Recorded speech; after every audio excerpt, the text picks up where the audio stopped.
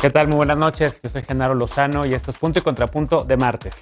El Instituto Nacional Electoral, el INE, terminó de asignar los 200 asientos plurinominales del Congreso. Morena retiene la mayoría simple, mientras las curules asignadas mediante representación proporcional, las diputaciones plurinominales, están en el ojo del presidente López Obrador, quien propone su desaparición. ¿Cómo ven el nuevo balance del poder en el Congreso de la Unión en la mesa de esta noche? ¿Y qué piensan de la figura de los pluris? Retomamos el debate. Si vives en la Ciudad de México y te han afectado las lluvias intensas registradas desde la semana pasada, imagínate cómo la han pasado en Veracruz, donde el huracán Grace causó más daños. Las personas afectadas ahora se preguntan cómo recibirán ayuda con el Fondo de Desastres Naturales, el Fonden desaparecido. ¿Cómo está atendiendo la 4T los desastres naturales ahora? Y en otros temas, Eduardo Arellano Félix llegó ayer a México proveniente de Estados Unidos, donde pasó un tiempo en la cárcel acusado de vínculos con el crimen organizado. Ahora hay quien dice que su presencia en nuestro país podría reavivar viejas rencillas con otros cárteles, incrementando la violencia del crimen organizado. Veremos qué piensa la mesa. Quédate con nosotros que ya empieza Punto y Contrapunto de martes.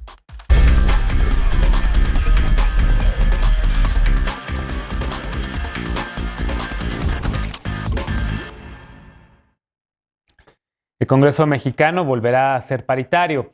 Para la 65 legislatura, que comienza el 1 de septiembre, habrá 248 curules para mujeres, 148 de mayoría relativa y 100 de representación proporcional, lo que dará un total de 248 diputaciones. Ayer, el INE ratificó la asignación de 200 diputaciones plurinominales y se confirmó que Morena y sus aliados no tendrán mayoría calificada, pero sí retienen la mayoría simple. Veamos el contexto. El Instituto Nacional Electoral informó la asignación de las 200 diputaciones plurinominales tras considerar las recomposiciones de votos realizadas por el Tribunal Electoral del Poder Judicial de la Federación. La coalición Juntos Haremos Historia, formada por Morena, el Partido del Trabajo y el Verde, conserva la mayoría simple con 278 diputaciones, pero no tiene los votos suficientes para conseguir reformas que requieran mayoría calificada. 198 curules serán para los morenistas, 76 por representación proporcional y 122 por mayoría relativa. El PT consiguió 37 curules, 30 por mayoría relativa y 7 por representación proporcional, y el Partido Verde 43, 31 por voto directo y 12 plurinominales. La coalición Va por México, integrada por PAN, PRI y PRD, tendrá 199 legisladores, 89 de ellos plurinominales. El PAN se mantendrá como el principal partido de oposición con 114 asientos, 73 por mayoría relativa y 41 por representación proporcional. Para el PRI serán 70 curules, 30 de mayoría relativa y 40 plurinominales, y el PRD tendrá 15, 7 de mayoría relativa y 8 plurinominales. Además, la bancada de Movimiento Ciudadano ocupará 23 asientos, 7 por mayoría relativa y 16 por representación proporcional. Sin embargo, se prevén aún cambios tras el inicio de sesiones. Por ejemplo, el PT perderá al diputado Francisco Huacus, que se sumará a la fracción del PRD. Punto y contrapunto. Primer tema para discutir esta noche, y como cada martes, pues saludo con gusto a Estefanía Veloz, abogada y feminista. ¿Cómo estás, querida Estefanía? ¿Cómo están, compañeros, compañeres y compañeras? Alejandro Encinas, politólogo y con el corazón en la 4T. ¿Cómo estás, querido Alejandro? Todo muy bien, Genaro. Qué gusto saludarlos. Bienvenido. Como en varias ocasiones, amigo de este espacio, Aurelien Guilabert, activista. ¿Cómo estás, querido Aurelien? Feliz cumpleaños, por cierto. ¡Feliz cumpleaños! Dicen en Twitter al francés más mexicano que hay, pero bueno. Y saludo también con gusto a Pili Morán, consejera nacional del Partido Acción Nacional. ¿Cómo estás, querida Pili? Hola, Genaro. Un gusto estar aquí compartiendo mesa. Gracias por invitarme. Bienvenida.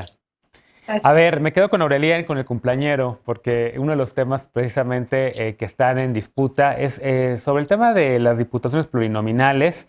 En la nota había referencia de cómo pues, Movimiento Ciudadano va a tener más, partido por el cual tú, por cierto, competiste en el ciclo electoral reciente, pues va a tener más diputaciones plurinominales que de mayoría, digamos, que las personas que ganaron el voto y que van a estar sentadas en una curul en la Cámara de Diputados. ¿Cómo ves la propuesta del presidente López Obrador de desaparecer esta figura de las pluris?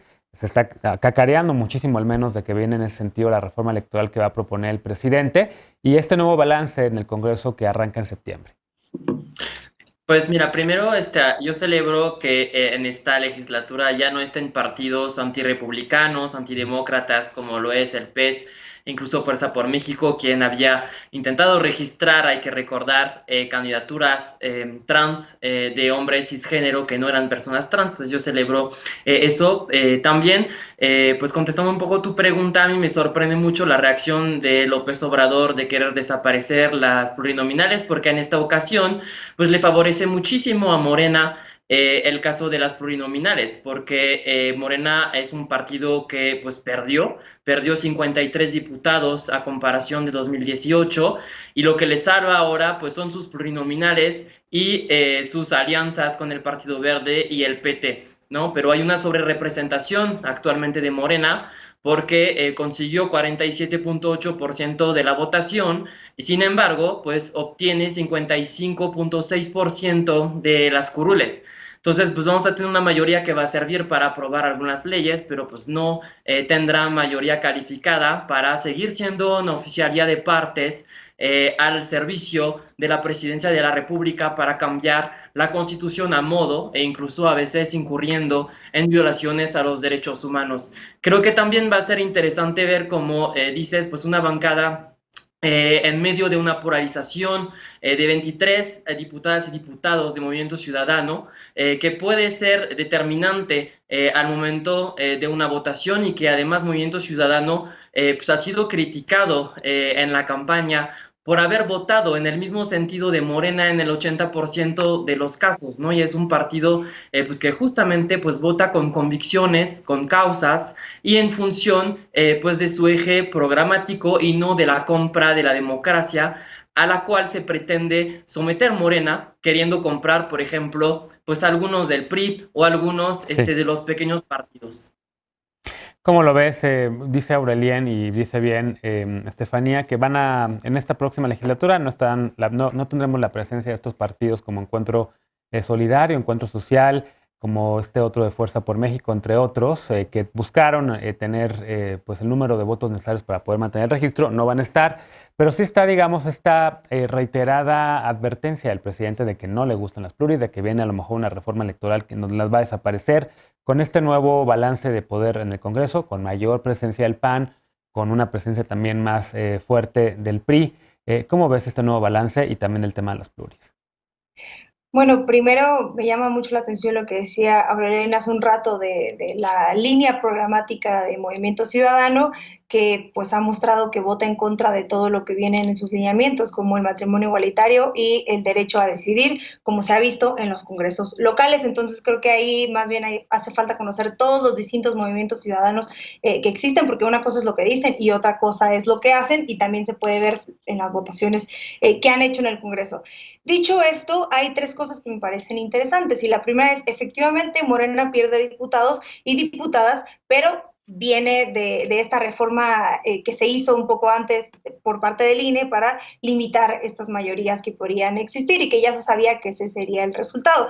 Y es verdad que Morena ahora ocupa el 40%, más sus aliados y aliadas, pues parece que puede ser el 48%, quizá un poco más. Y de esto me parece interesante algo que afectó al partido que tú decías, que es el partido pues el partido, iba a decir de la Revolución Democrática, pero ese es el PRD, primero del PRI, porque el INE hizo algo o aplicó un criterio que no está en la ley, y es un criterio de verificación de afiliación, que quiere decir que cuando se hacen estos convenios de coalición, venía esta idea de que si tú ponías a un candidato en alguna lista que en realidad viniera en la lista del Verde, pero estuviera afiliado a Morena, pues entonces contaba como Morena y no como el Verde, porque en realidad lo que contaba era tu afiliación real. Y esto lo hicieron pensando en que afectarían a la coalición de Morena, y terminó afectando al PRI, porque el PRI había metido muchos de sus candidatos al PRD, y entonces empezaron a revisar la lista del PRD y pues resulta que todos estaban afiliados al PRI. Entonces, en este afán de afectar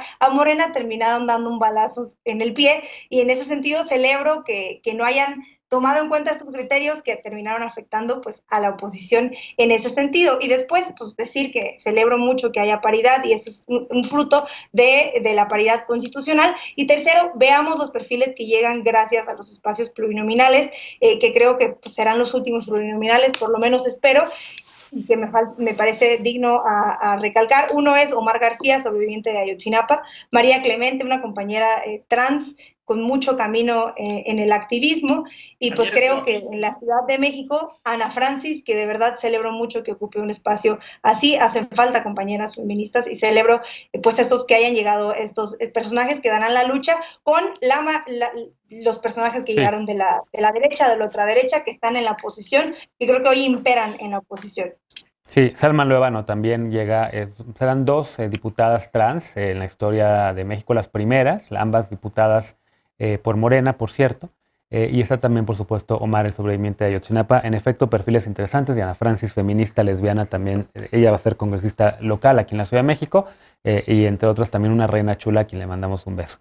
¿Cómo ves el tema, Pili? La nueva configuración tiene que ver también con quien tenga el mayor número de votos va a poder conformar los órganos de toma de decisiones dentro del Congreso, entre otros la Jucopo, ¿no? Y ahí está ya la pelea, porque quien se sienta en esas mesas pues se convierte como una especie de policía del tránsito legislativo, ¿no? Pone el semáforo rojo, pone el semáforo verde o pone el semáforo amarillo con las iniciativas, las congela, las descongela. Por eso es tan importante, por los recursos también que hay ahí, ¿no? ¿Cómo ves este cambio de poderes en el Congreso? Mira, a mí creo que algo que me parece un avance importante es el hecho de que se ha puesto fin a la sobrerepresentación de un partido en la Cámara de Diputados, con lo que se termina el debate que cuestionaba una composición injusta de las diferentes fuerzas políticas representadas en la Cámara Baja. De manera que su composición hoy se encuentra más acorde con los deseos de los mexicanos expresados en las urnas. Coincido con lo que dice Estefanía, de que ya veo más un equilibrio.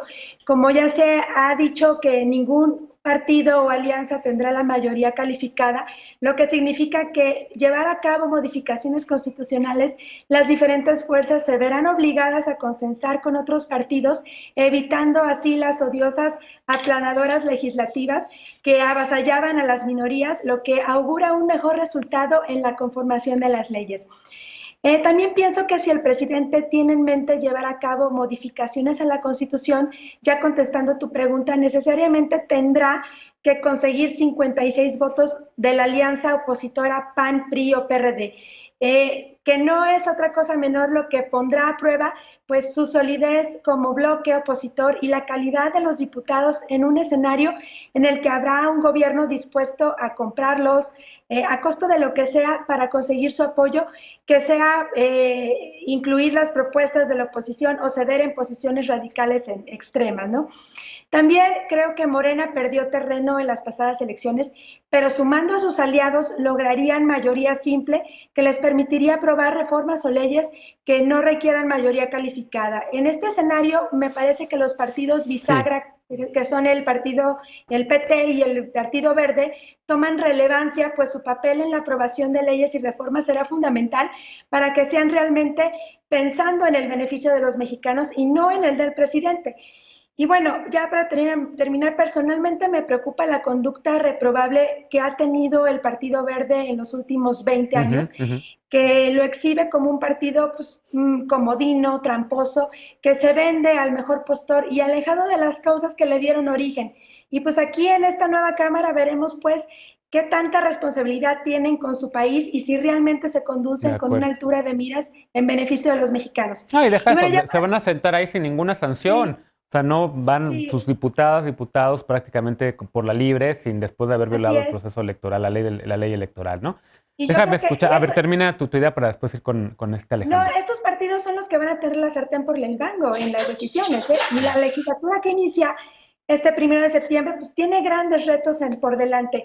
Y como siempre, cada 3 años, todos deseamos tener un Congreso que reivindique el papel del Poder Legislativo. Por el bien de México, yo esperaría que esta vez México logre tener un Congreso de altura.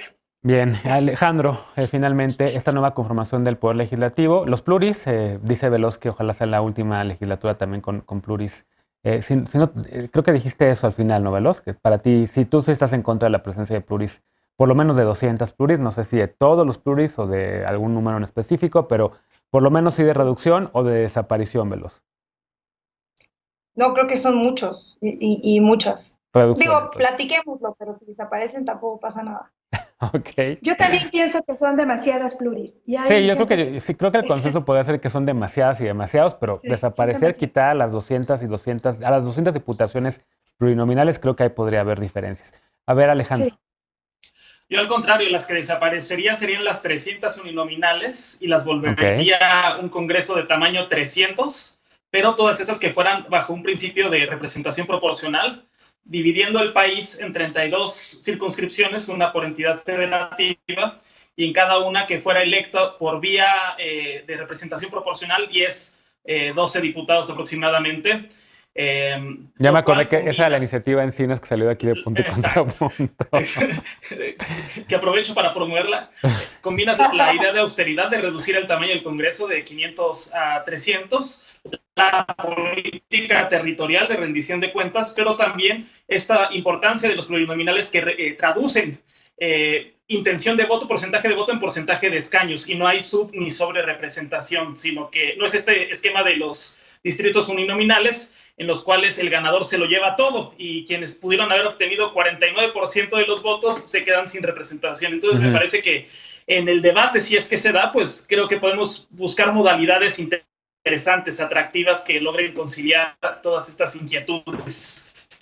Y me parece que en la nueva conformación de la Cámara de Diputados, pues la noticia es que no hay nueva noticia, va a estar muy parecida a la actual correlación de fuerzas. Y López Obrador va a terminar la última, digamos, tramo de su sexenio con una cómoda mayoría en el Congreso que le garantiza que va a poder implementar sus obras de infraestructura y su política social.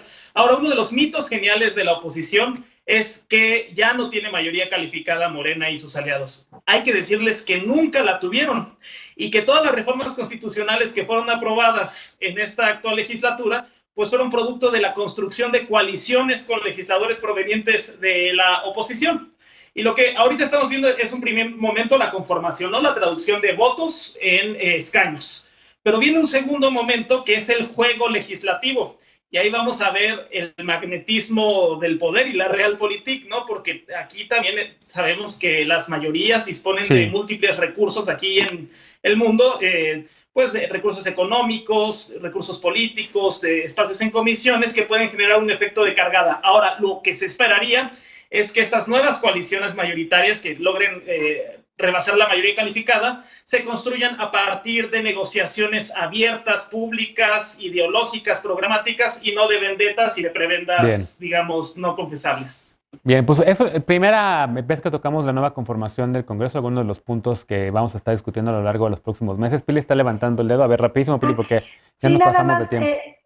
Sobre el tema de las plurinominales, creo que es una forma donde las fuerzas políticas que no obtuvieron triunfos electorales puedan contar con representantes que equilibren las fuerzas políticas en la Cámara y sirvan como contrapeso para evitar los excesos de los partidos hegemónicos, pero no tantas. O sea, sí no estoy de acuerdo en que sean tantas plurinominales. Pues ya cuando llegue la reforma y conozcamos el detalle de la reforma que va a proponer el presidente, pues discutamos el tema otra vez de las pluris.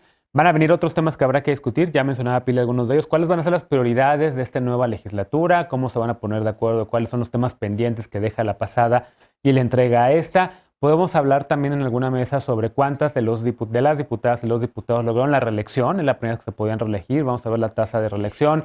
Podremos hablar también sobre esos acuerdos que habrá para la integración de la Jucopo, porque qué bueno que haya paridad, pero también ojalá que lleguen mujeres a posiciones, a las comisiones, a las presidencias de comisiones importantes, a la Jucopo también, entre otros temas, ¿no? Evidentemente dará para mucho el tema legislativo en las próximas semanas y ahí estaremos hablando de eso. Hacemos una pausa y al regresar, el segundo tema de la noche, el paso del huracán Grace afectó a varios estados, principalmente a Veracruz y al estado de Puebla. Tras la desaparición del Fondo Nacional de Desastres, el Fonden, ¿cómo se otorgarán apoyos a la población damnificada? ¿Debería revivir el Fonden o solo era una fuga de dinero, como dice el presidente López Obrador? Veremos qué piensa la mesa cuando regresemos a Punto y Contrapunto. No te vayas.